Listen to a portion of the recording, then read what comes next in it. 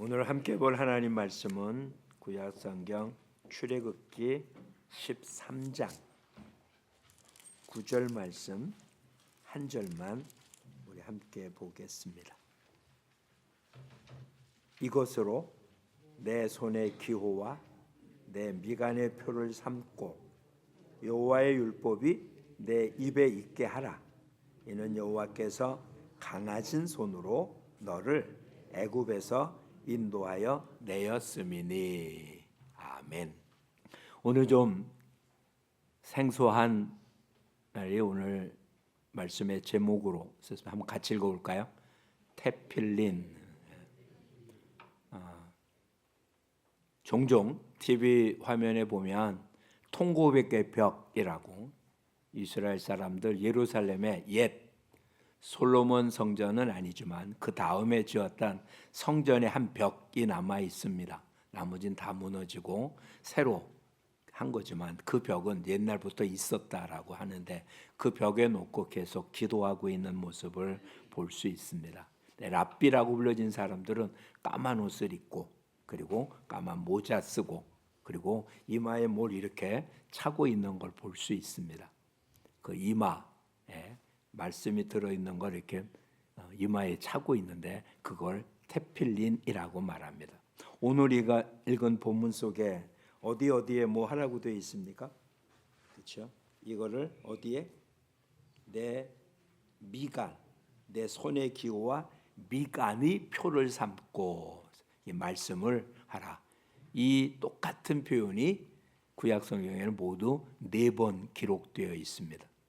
그 첫 번째 말씀이 오늘 본문으로 읽은 부분이에요. 원래 오늘만 볼 1절만 보냐 1절부터 봐야 되는 거죠. 1절부터 10절까지 내용의 마지막 부분이 이 말씀을 미간에 붙여서 표를 삼고 기억하라. 11절서부터 또 이야기가 나와가지고 16절까지 보면 16절에도 똑같은 말이 나옵니다. 이것이 내 손의 기호와 내 미간의 표가 되리라.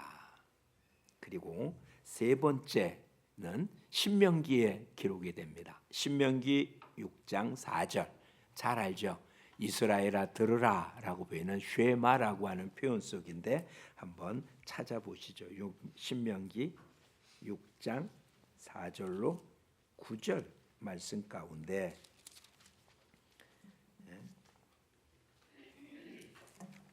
이스라엘아 들으라 라고 표현하고 이 얘기가 끝나는 마지막 부분 8절에 너는 그것을 내 손목에 매어 기호를 삼으며 내 미간에 붙여 표를 삼고 미간에 붙이라고 그러죠. 마지막은 신명기 11장에 기록됩니다. 11장 13절서부터 21절까지인데 그 중에 18절 말씀에 신명기 11장 18절 말씀에 오직 내 하나님 여호와께서 택하신 곳에서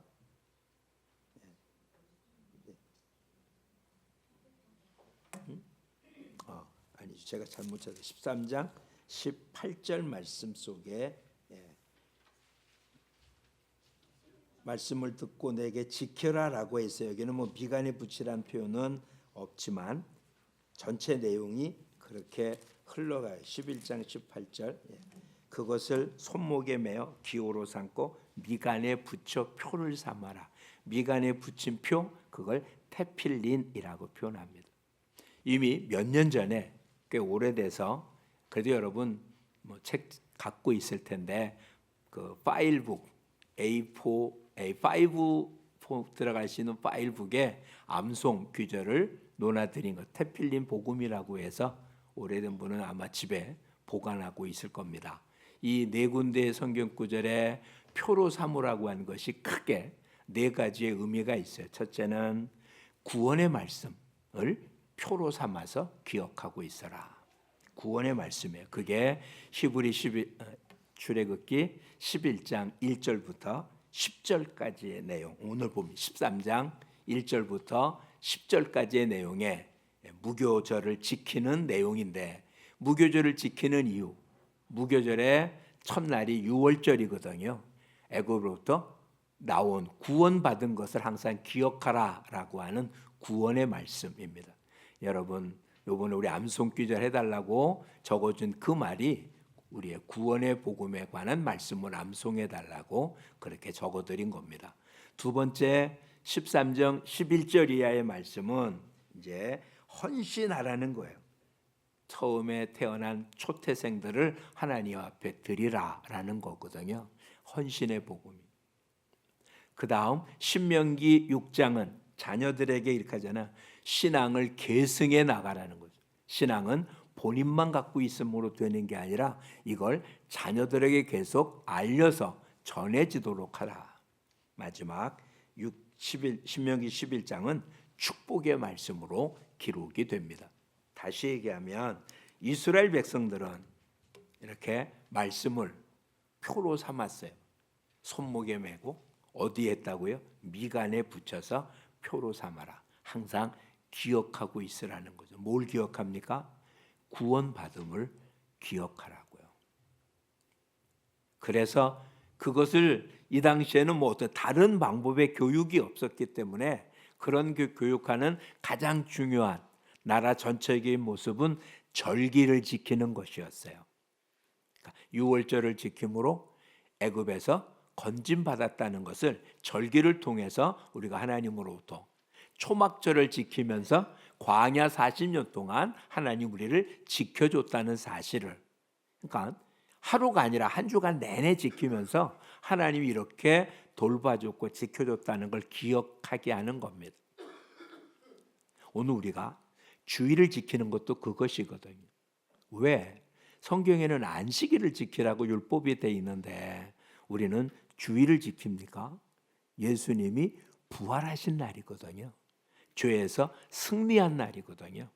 그래서 부활의 주님을 찬양하고 경배하는 것인 거예요. 그러니까 안식일이 이제 시작이면 부활은 그것을 끝난 완성의 모습이기 때문에, 그러니까 주일은 그냥 단순히 국가가 쉬고 그래서 예배를 드리는 날이 아니라 예수 그리스도가 부활한 복음의 가장 중요한 핵심이죠. 죽으시고 부활하시고 그것입니다. 그러니까 주일을 지킨다는 것은 예수 그리스도의 부활을 기억하고 기념하고 찬양하고 경배 드리는 거예요. 삶 속에 새기는 거죠. 그냥 쉬는 날 예배 드리는 게 아니고요.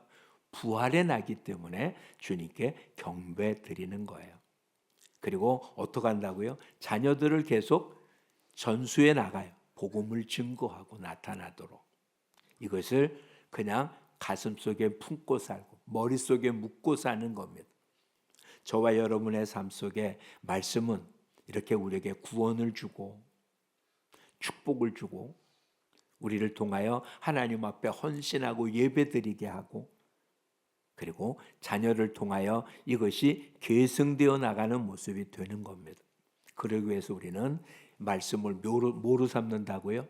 표로 삼는다고요. 손목에 메고 미간에 새겨놓는 하나님의 말씀으로 새겨진 우리들의 모습.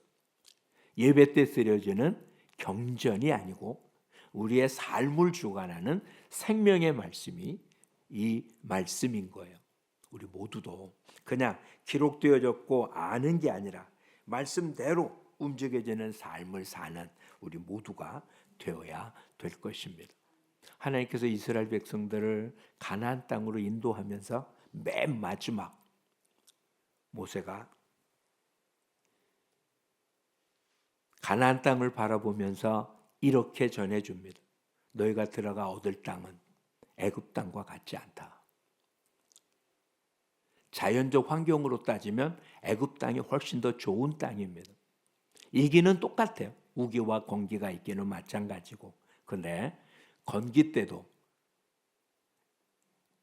애굽은 큰 강이 있어서 강으로부터 물을 공급받을 수가 있는 곳입니다.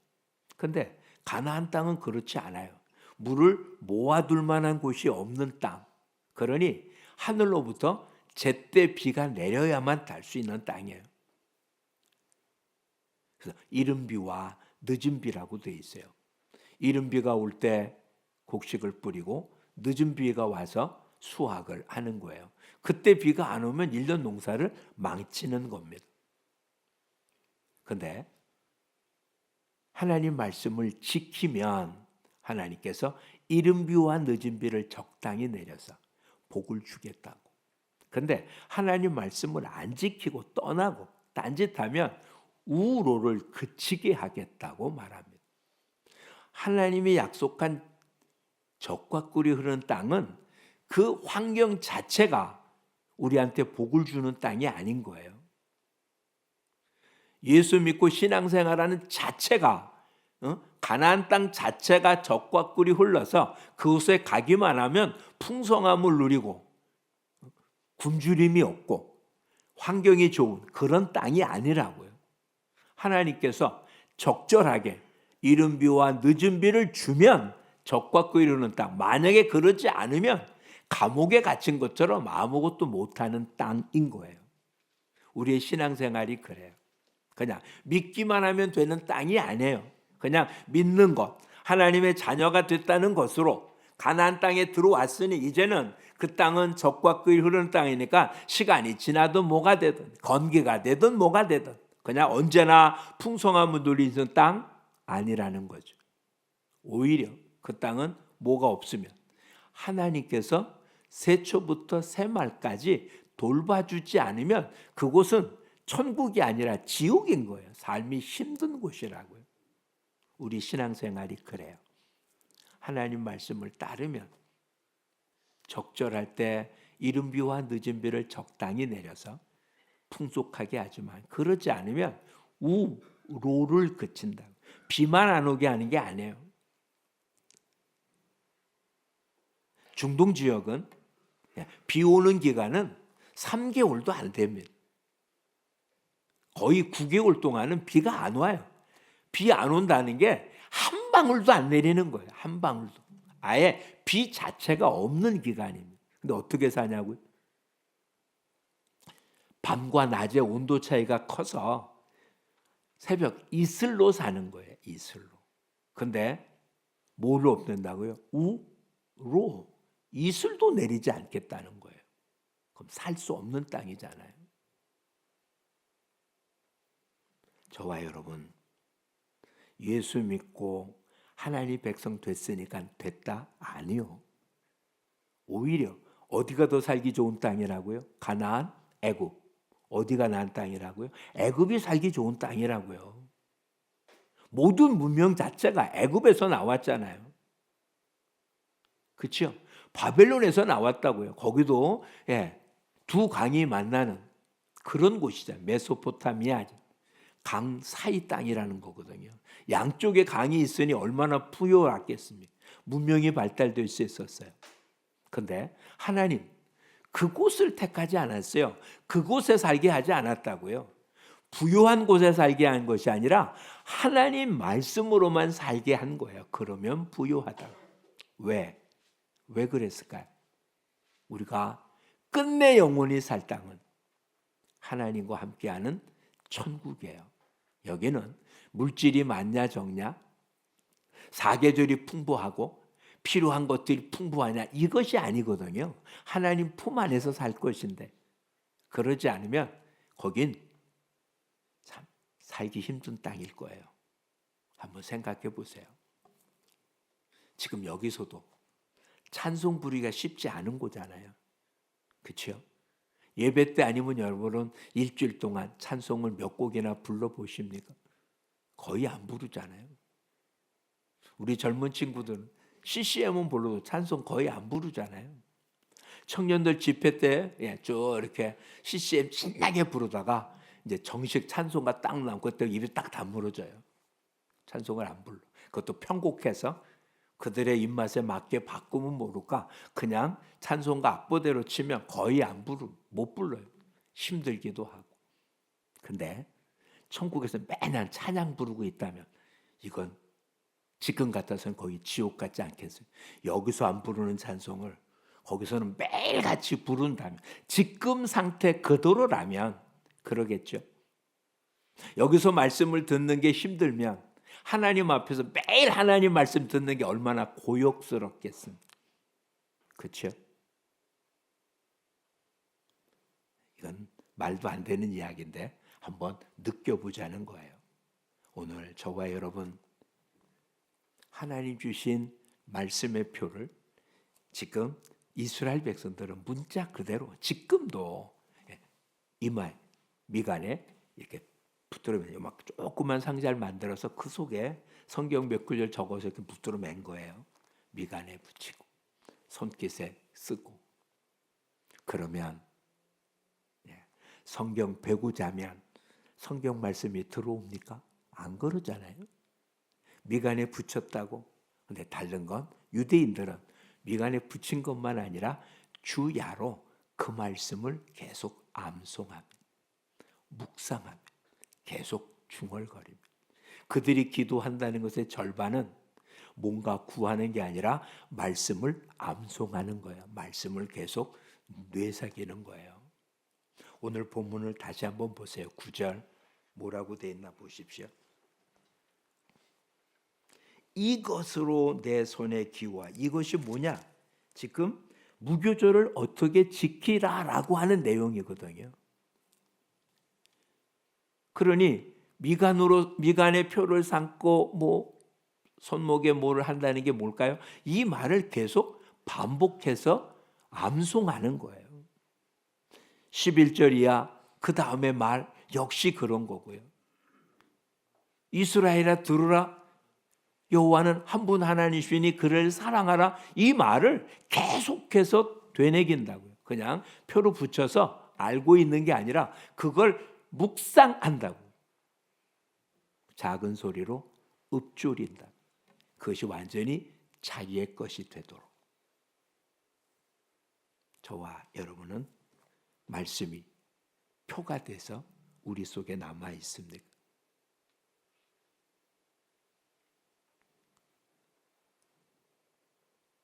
하나님의 말씀 자체가 우리를 구원으로 이끌고 우리를 축복하고 우리로 하여금 헌신케 하고 자녀들을 통하여 계속 이 신앙이 계속 전수되어져 나가는 모습, 대대손손 하나님으로부터 구원과 축복을 이어가는 모습이 되는, 그것을 연결할 수 있는 유일한 힘은 말씀인 거예요. 이번 3개월 동안 우리가 말씀을 강조하는 내용을 허투루 듣지 않고 이제 우리도 이렇게 실천하는 삶이 될 수 있기를 축복합니다. 첫 번째 유월절 어떻게 지냈는지 생각해 보십시오. 어린 양을 잡아 어떻게 했습니까? 기둥 문 위에 피를 발라서, 그 피를 본 것은 그 집을 넘어가서 그 앞에 죽음이 없었잖아요. 그래서 넘어갔다라고 해서 유월절인 거예요. 그때는 말씀이 없었으니까 말씀을 대행하는 모습 뭘 발랐다고요? 언약의 피를 바른 거예요. 유대인들은 이것을 지금도 실천한다고 미간에 테플린 복음을 붙이고, 그들은 복음이라고 얘기 안 하지만 그것을 놓고 지금도 메시아가 오게 해달라고, 메시아를 보내달라고 통곡의 벽에서 그렇게 계속 기도하고 있습니다. 그런데 우리는 그 주님이 와 계시잖아요. 주님이 무엇으로 우리에게 오셨습니까? 말씀으로 오셨습니다. 주님을 만나는 것은 말씀으로 만나는 거지 다른 방법으로는 만날 길이 없습니다. 우린 지금 주님을 얼마나 만나고 있습니까? 주님 언제나 내 곁에 있는데 나는 주님을 만나지 않아요. 말씀을 묵상하지 않으니.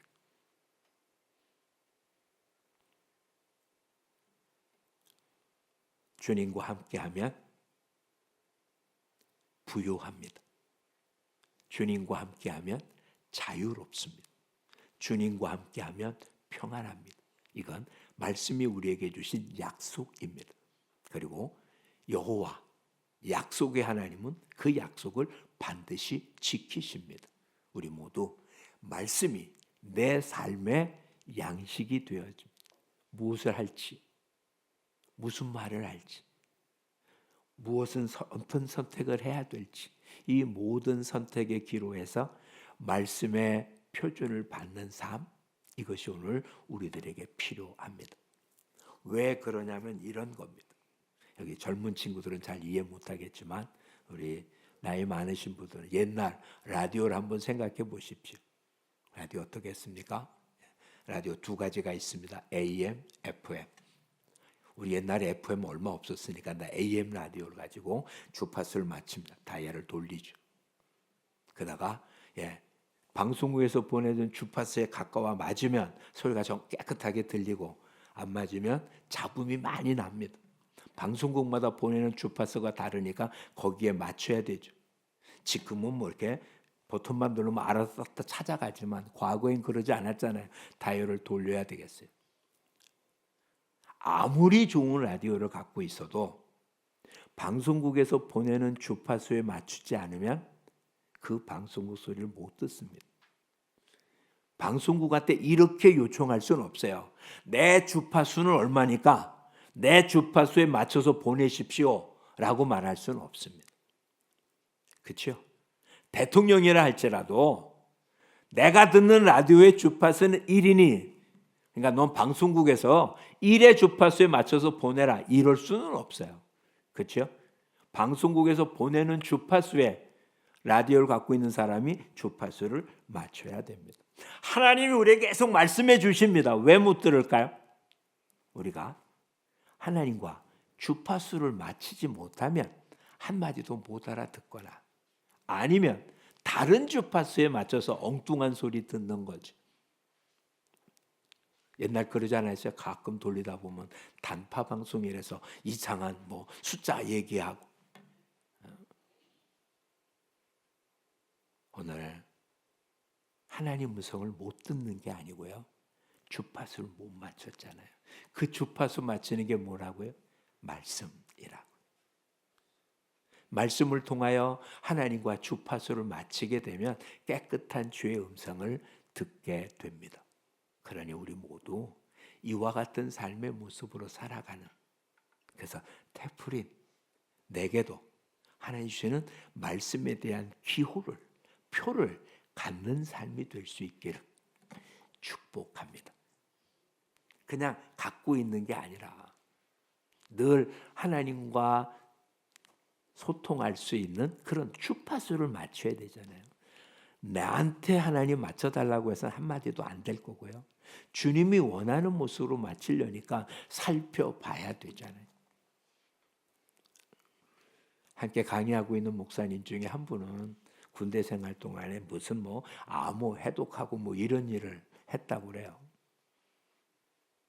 네, 그러니까 그게 문제는 이렇다는 거죠. 한 달에 한 번씩 암호문이 바뀐대요. 그럼 그 바뀐 것에 뭐 다 만들어내서 그렇게 바뀌어진 걸 맨 먼저 맞춰주면 포상을 받기도 하고 그거 못 맞추면 큰일 나서 애쓴다고 합니다.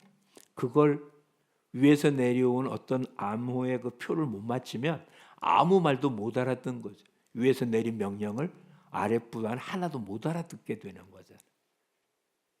하나님 우리에게 보내는데 우리는 말씀을 모르면 하나님이 전해준 말씀 하나도 못 알아듣는 거예요. 그냥 다른 얘기하는.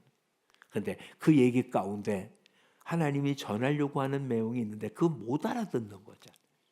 그러니 이제는 말씀의 표를 갖고 사는 우리 모두가 될 수 있기를 축복합니다. 그러니까 하나님의 말씀 속에서 나를 구원하신 하나님의 은혜를, 나를 축복하신 하나님의 은혜를 누려야 될 거 아니에요. 하나님은 늘 말씀하고 계신다니까요. 내가 못 듣고 있는 거지 하나님이 말씀하지 않는 게 아니라고요. 못 듣는 것. 이제는 말씀을 계속 읽고 듣고 암송하며 묵상해서 하나님과 주파수를 맞추는 삶을 살아가는 모습이 될 수 있기를 축복합니다.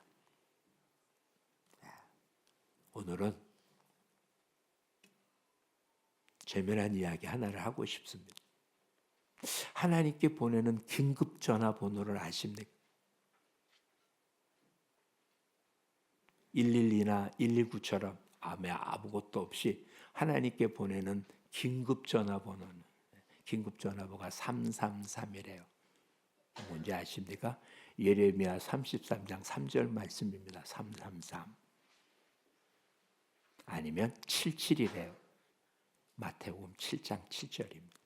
구하라, 찾으라, 두드리라. 하나님 우리에게 하시고 싶은 말씀을 말씀 속에서 하십니다. 이 말씀의 표를 갖고 있는 자는 그걸 느낄 수 있습니다.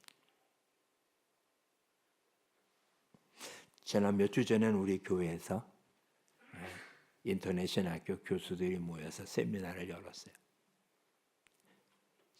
점심 식사하고 그다음 커피 마시려고 카페에 들렀습니다. 요 넘어가면 경남 아구찜 옆에 있는 카페 154라는 곳이 있어요.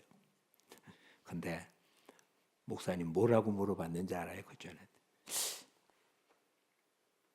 153처럼 이게 무슨 고기 153마리 잡혀갖고 153 모나미 153이잖아요. 그래서 153 단순히 그게 166 154예요. 그냥 지번번호로 써서 카페 154가 166 154 10을 빼고 카페 154입니다. 자기가 알고 보고 듣는 것으로 이해하는 거예요. 154에도 그럼 153 말고 뭐 하나 더 붙는 게 있나? 라고 생각하는 것. 153이라고 하는 베드로가 고기 잡은 153마리라고 하는 것에 다른 걸 적용해 보는 거잖아요.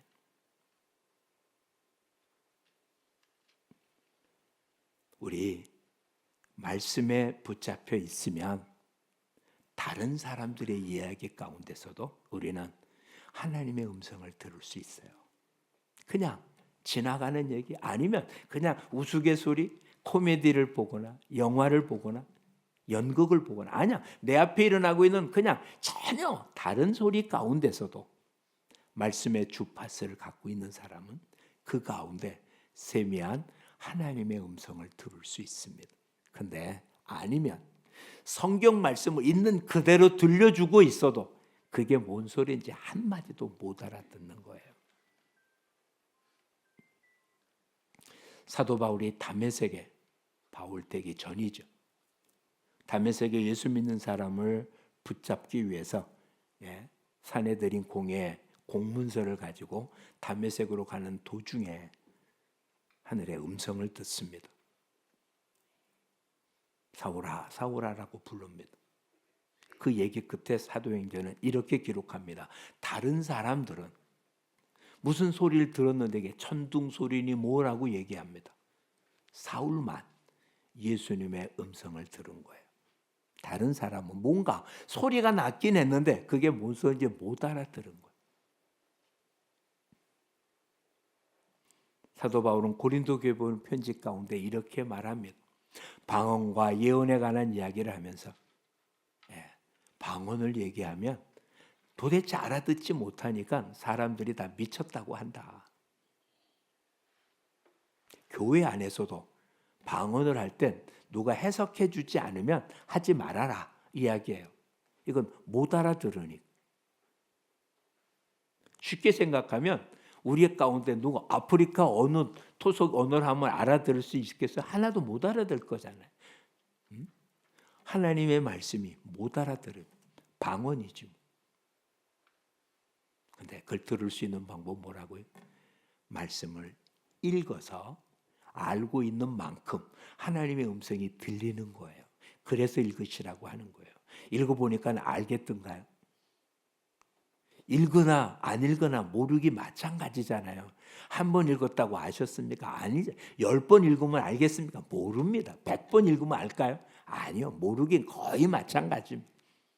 그런데 말씀을 들을 때 표가 나요. 더 많이 깨닫게 되고 더 많이 들리게 되고요. 더 많이 알게 돼요.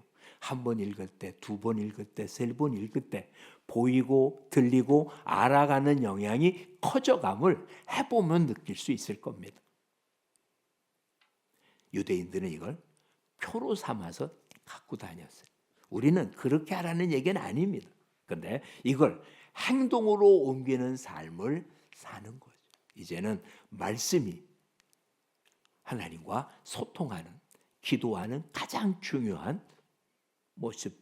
말씀 없는 것은 아무것도 아니라는 사실을 잊지 마시기를 바랍니다. 그래서 이것으로 내 손의 기호와 내 미간의 표를 삼고 뭐 하라고요? 여호와의 율법이 내 입에 있게 하라. 미간에 붙이고 손목에 담았지만 실상 중요한 건 뭐라고요? 내 입에 항상 달고 다니라고. 즉 날마다 기억하는 거예요.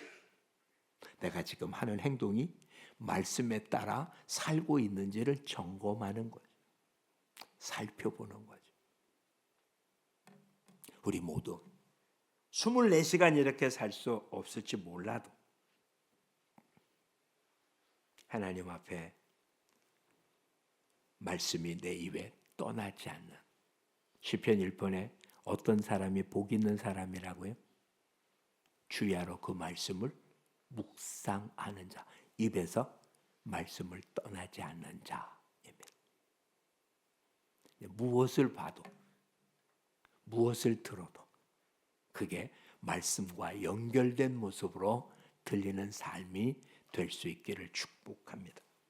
요즘 젊은 친구들은 말을 줄여서 쓰잖아요. 생일 파티, 생파 뭐 이런 식으로.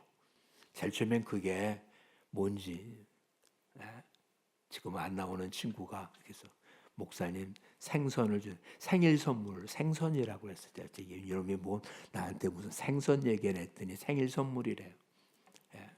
코드가 다르면 똑같이 썼는데 무슨 말인지 한마디 이제 못 알아듣겠잖아. 못 알아듣는 정도는 괜찮은데 오해해서 그는 좋은 뜻으로 했는데 나는 나쁜 뜻으로 해석할 수 있잖아요. 이건 얼마나 큰 문제입니까? 지금 여러분은 하나님의 뜻을 온대로 이해하십니까? 이해하려고 말씀을 읽는 겁니다. 말씀을 듣는 겁니다. 그것을 묵상하는 겁니다. 그래서 그것을 기억해서 내 입에 담고 있는 것입니다. 예수님이 사탄을 무엇으로 물리쳤는지 기억하십시오. 예수님의 권능으로? 하나님 아들이라는 어떤 직위로? 아니요. 금식한 힘으로? 아니요. 말씀으로 이겼습니다. 그 말씀을 뭐로? 입으로 말씀을 선포함으로 사단을 이겼습니다. 똑같습니다. 지금 저와 여러분도 기록되어진 성경 구절이 아니라 그것을 하나님의 말씀으로 인식하고 선포하면 하나님이 역사하십니다. 내가 한 말이 아니라 하나님이 그 말에 책임을 져 주시기 때문에 그렇습니다. 우리 모두 놓치지 말자고요. 사도행전에 보면 아주 엉뚱한 일이 생깁니다. 어느 한 사람이 예수의 이름으로 귀신을 쫓아내려고 애쓰는데 오히려 귀신이 뭐라고 합니까? 내가 예수도 알고 바울도 아는데 너는 도대체 누구냐? 그래서 괴롭힌 장면이 나와요. 예수의 이름으로 선포하고 엄청난 일을 하는데 오히려 귀신이 뭐라고요? 내가 예수도 알고 바울도 아는데 너는 도대체 누구냐?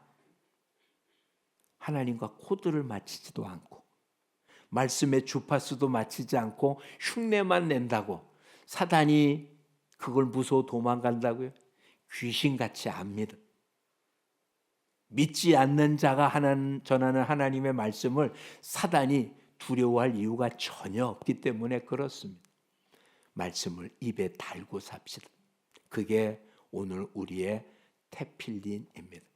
미간에 담지 말고 머릿속에 담읍시다. 손목에 담지 말고 행할 때마다 말씀에 근거된 행동을 하는 우리 모두가 돼서 이른 비와 늦은 비가 끊임없이 내려서 하나님 주시는 은총이 넘치는 삶을 사는 우리 모두가 될 수 있기를 축복합니다. 말씀에 부유한 우리 모두가 되기를 주님의 이름으로 축복합니다. 기도하겠습니다. 참 좋으신 하나님 고맙습니다. 하나님의 큰 은혜와 은총이 있고 주님이 말씀으로 우리에게 날마다 다가옴을 감사드립니다. 이스라엘 백성들에게 이것을 표로 삼아서 그것을 늘 몸에 부착하고 살라고 한 것. 오늘 우리에겐 이것이 우리의 삶의 근간이 되어 말씀으로 살기를 원하심을 깨닫습니다.